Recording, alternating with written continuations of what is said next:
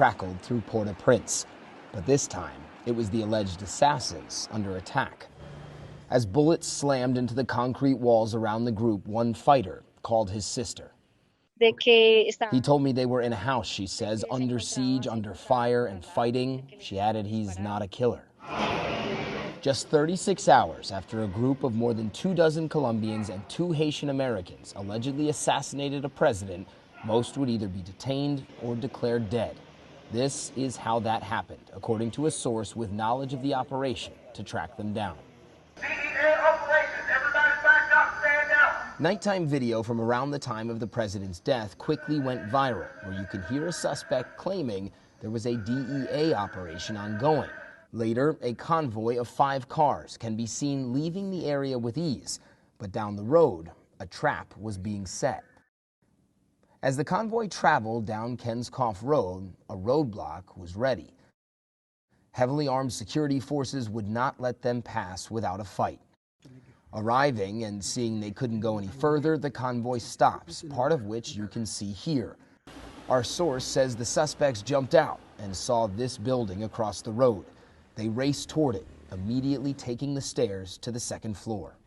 It's in this building that these alleged mercenaries will begin defending themselves. But at the same moment they're coming in here, according to our source, Haitian security forces are making a crucial decision. They know that these alleged attackers have limited food, water, ammunition, and no power. So they essentially decide to wait them out. About 12 hours later, after baking in 90-plus degree Haitian heat, authorities throw tear gas in front of the building. It's enough to force negotiations, and the Colombians inside eventually send out 4 people, including this man, one of 2 Haitian Americans whom authorities have detained. He's joined by the other Haitian American and 2 Haitian hostages, a pair of police officers who were at the president's house. According to our source, at some point during the negotiations, a group of the Colombians still here come out of this building and start heading up this hill on the backside of the building. And eventually they make their way to a seemingly strange destination.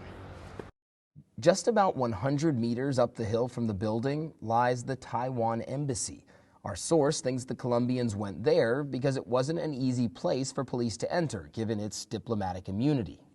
In order to get all the way here to the embassy, though, they had to walk through a pretty residential neighborhood. And according to our source, someone tipped off authorities that this group of heavily armed men was here.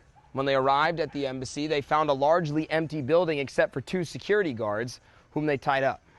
Security forces quickly surrounded the embassy and then turned their attention back to the building below, where they believed a few suspects remained.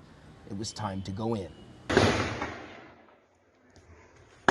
A small assault team went in on the ground floor and were met with fierce fire that you can hear from the handful of Colombians that were still inside.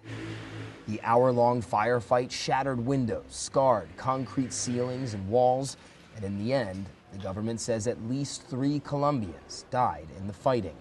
The next day, with Taiwan's permission, authorities went into the embassy. Our source says authorities checked CCTV cameras and found nearly a dozen Colombians in a room who ended up giving up without more fighting. Nearly a half dozen still haven't been found. Matt Rivers, CNN, Port-au-Prince, Haiti.